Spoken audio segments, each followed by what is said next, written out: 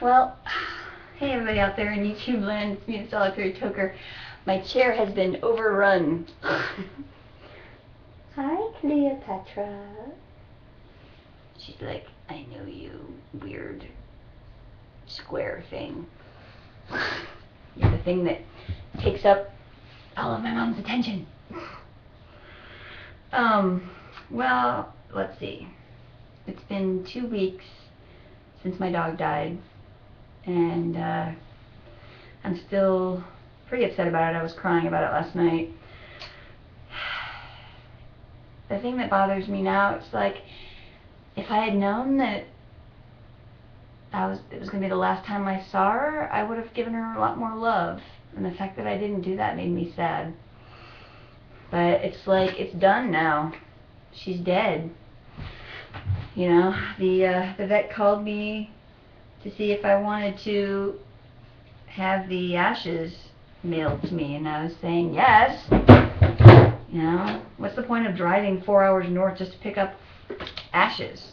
Hang on, there's something in my tube here.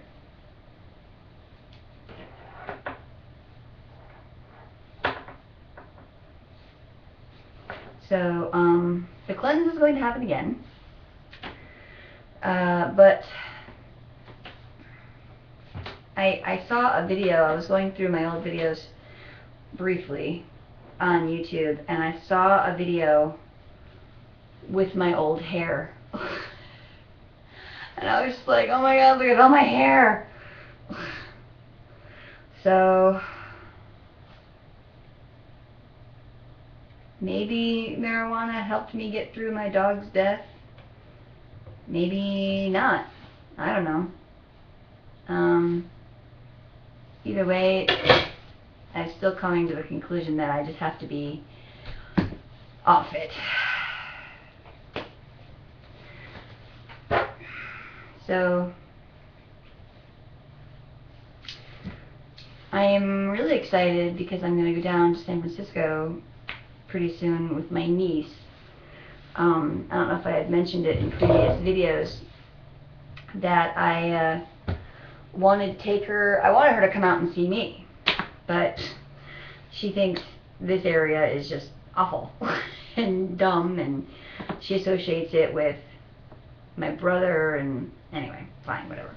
So I said, alright, well, if not coming out to see me, you know, we gotta hang. I said, my niece is turning 18 and I don't even know her anymore. I mean, when she was growing up, I was there all the time, and I witnessed it. I saw her grow, and I saw the choices that she made, and I watched her, and the same with my other nephew and my niece too. It's like, it was such a joy to watch them, and we had such a bond.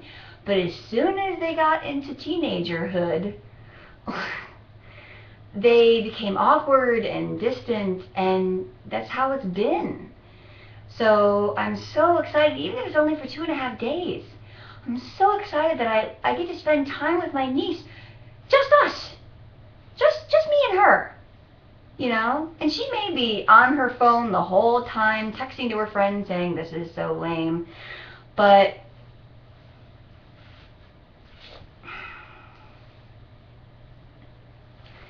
it's happening, and I'm just so thrilled about it. So here we go.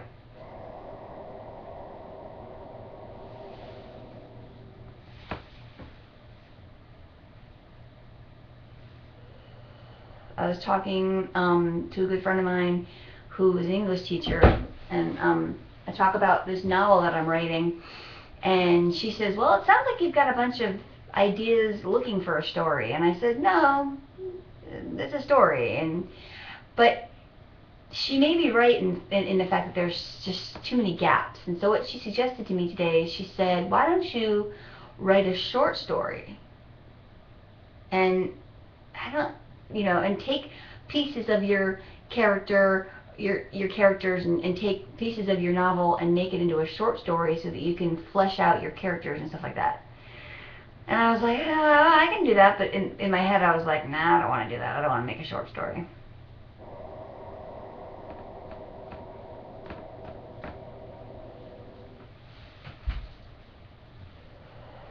mainly because those characters, what happened to my screen? Those characters, I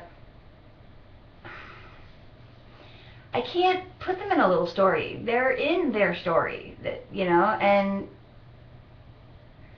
it's just difficult because I have no writing skills, I have no grammar knowledge, I have no vocabulary knowledge. You know, I don't know when I'm writing, you know, like if you look at the beginning of Star Trek, to boldly go where no one has gone before, that's actually a split infinitive, to boldly go. It's just to go where no one has gone before, but to boldly go is a split infinitive. So I called her up today saying, hey, you know, I really want to work on my grammar, what do you suggest? And she gave me a few book titles. But she's like, yeah, when you go on a dog walk, just think about your story and think about your characters. And then I was telling her, I was like, you know, I do that all the time. I think about my story all the time. I think about what's going to happen in my story. I think about my characters. I think about, you know, how I'm going to set up the world that I'm creating, because I'm creating a futuristic after Earth kind of world.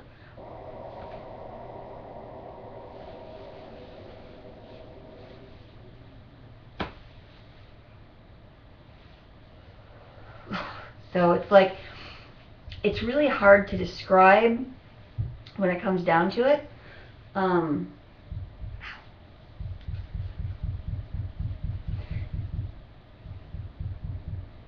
thought somebody was knocking for a minute. No. Okay.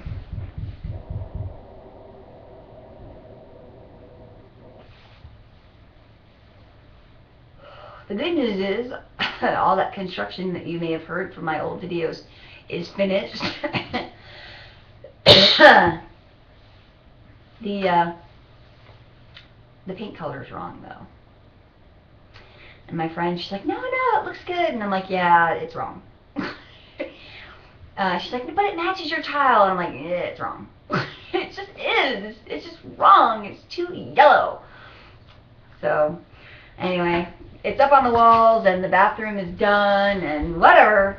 You know, I sent my tile and some paint samples to a friend of mine, and who's an interior designer, and she's gonna look at it because I'm just stymied. I'm like, I want it to be warm, but I don't want it to be poop brown. I want it to be this, but it can't be that. So.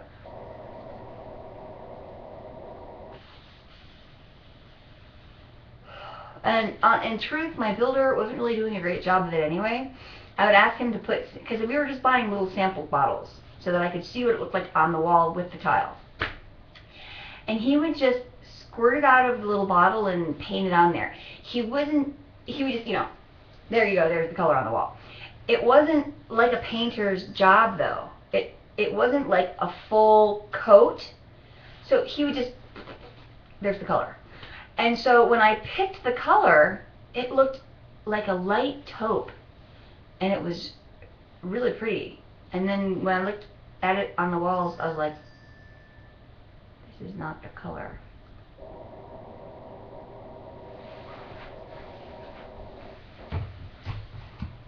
Hang on, I'm getting texts. Let me go get my phone.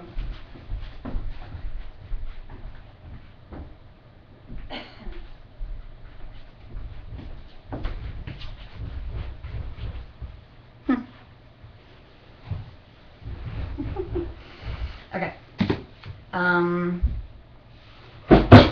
Pretty well cooked, but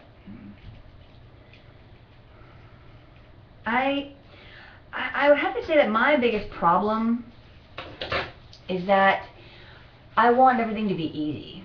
And I know that everybody wants that. But I've had it easy for a long time.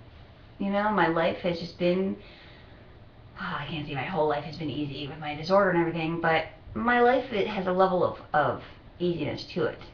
And so I kind of want or expect everything to be at that same level of easy. And when it comes to my novel, it's just, I have to kind of wake up and be like, it's not going to be that. It has to be work.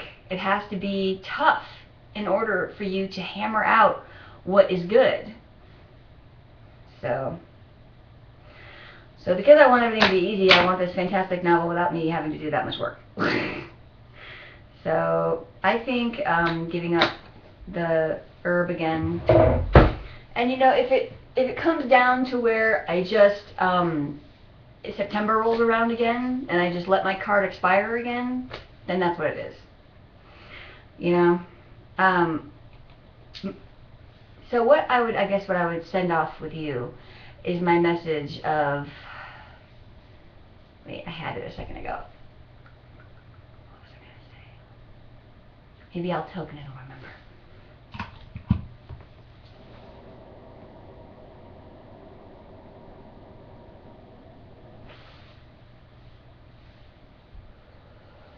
Nope, it's gone. But anyway, so the card will expire, and then I'll just be done again with marijuana. And actually, this time I'm thinking of getting rid of all my equipment, like my vaporizer. I mean, it's pretty busted anyway. I mean, like, if you look at the front of it, you can't really see it that well.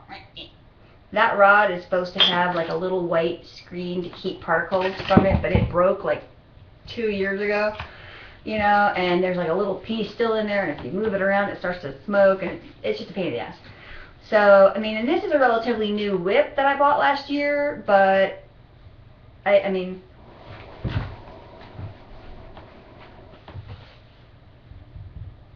kept falling off my chair because this is my chair, not this, but, so I think, I'm going to try I'm going to try and be like, alright, well, when this is done, it's done, and not have to wait until my card expires. But it is nice to know that it's coming up, that it's just another month away. And so we'll just say, you know, August 1st, no more marijuana, and I'll get to work over there cranking out my novel. If you look at the binders, there's 1, 2, 3 binders of my novel. No, 4 binders. You can't see the white one. The white one's right there. So there's 4 binders of my novel. And they've been in there for a while, and I haven't been writing lately, and I need to get my butt back over there and do it. So that's my message for the universe. Get up and do it. Peace, love, ganja. Rubbing this solitary joker, and the mouse is way over here.